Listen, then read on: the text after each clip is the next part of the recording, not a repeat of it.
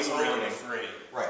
is going to occupy the extra 3/4 of an inch. Okay. So whatever your window opening size is, you're going to subtract 3/4 overall from that whole thing. So when you're calculating, then you also have to subtract because you're going to put one inside the other. yes. So when you calculate the lengths of your pieces, you'll run these are called stiles. They go up and down. These are called rails. They go across.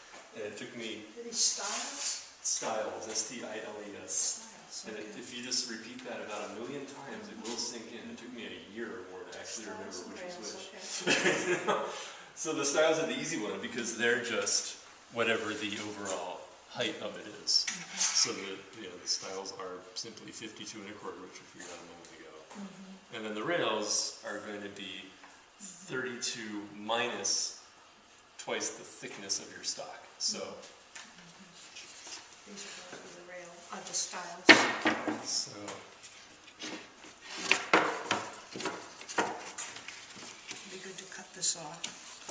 That yeah, I'll try part to of what get rid of gets that. discharged. So you measure from the other end then, right? So if this is overall, that's 1 9/16 is the thickness that you have here. So we'll subtract 1 9/16 from 32.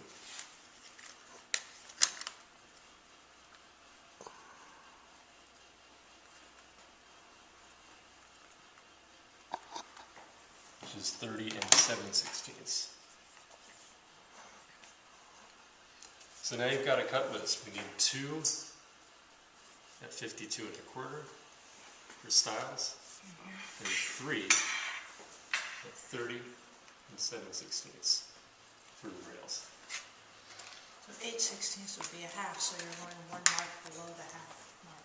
Yeah, and that's just because when I measured these together, they're not exactly 3/4. So it's easier math if you can say, and we're going to take off 1 1/2 inches, but it's all pretty straightforward. It wouldn't be a difference if one of these got turned like that.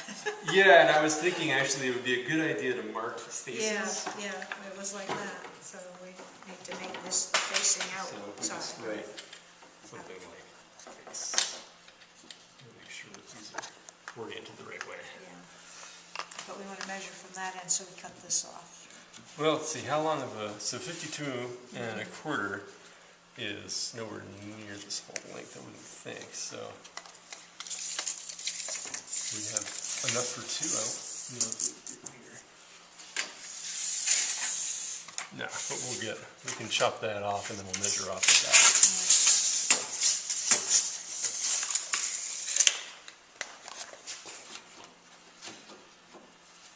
The miter box has been completely supplanted from the carpentry world by miter saws, but a lot of people are frightened by power tools, and probably rightly so. So I dug this out and actually use this every once in a great while. You could use a power saw. Well, I've got a nice setup over there. Yeah, I use a power saw. If I was doing this on my own, I'd be over there working with that big fancy German tool.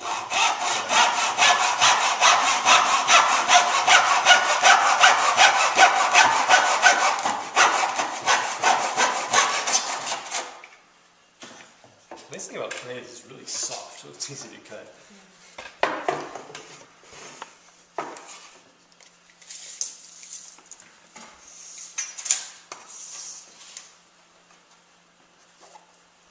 So you're doing 52 1/4. Yeah.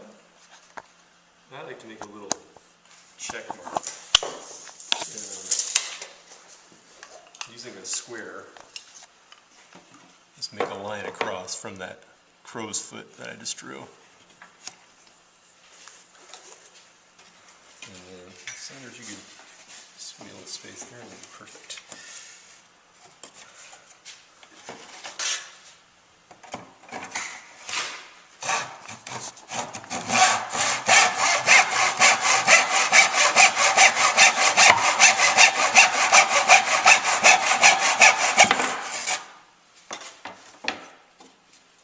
And the key to cutting will do the work.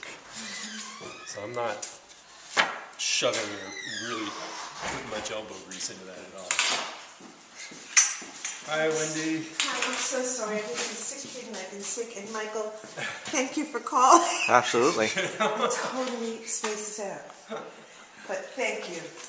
And everybody found it more or less with the wrong address. With the wrong address. Sandra got here and we thought, there's a problem here. There's something going on. I had 284 written down, and then when an email came that said 248, I went and scratched it out. So when I saw that, I went to 248, there was no workshop. I just copied it straight out, so sorry. I didn't even notice that, or else I certainly would have said something, back a week Are ago. you doing this now because you don't want to use their end, or what? Yeah, this is me being fussy and woodworky, like for little pieces Well, that are like because this. my thought is I might be able to use the remnant end for one of the cross things on one of my other windows. So when you cut the end off like that, it shortens it. It shortens the We can remnant. skip this step if you want. It's probably less important with something because this is so skinny. This is a tiny piece. We can skip that part. I mean, I often try to measure things out and figure out what I can use where, but for the sake of keeping it moving, we'll just keep going. Yeah, and I may use the piece that's left for one of the rails on another one. So there's a range of dimensions of the pieces of wood that this one's about 1 by 1 into 1 by 2s. Well, these are the ones that I had set aside just in case no one showed up with their own material. So I figured that I'd just keep making my own and just demonstrate with those. So would you rip these in two? No, actually, I prefer a bigger dimension. He likes a really good looking end product. Well, I feel like it'll hold the test of time if you're gonna use these for a number of years. Then you put the effort in once and try to get as many years out of them as you can. Let me do this. Sure. So I get the practice and you coach me to get it right. And one of the important things to keep in mind when you're doing this is to keep the saw on the waist side of the line. Which I often will point out to myself. On the what side? The waist side. Yeah. So, Okay.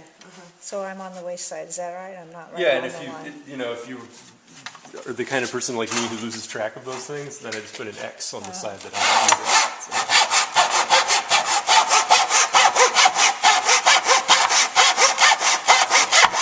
I do have a miter box. Everybody's got one in their basement, they just don't know it. No, everybody does not have one in their basement. Okay. Home Depot. Yeah. So, I think this setup probably costs $8 or something. Yeah, it's not Yeah. not All the expensive. shelves at some place. Yep. So, where's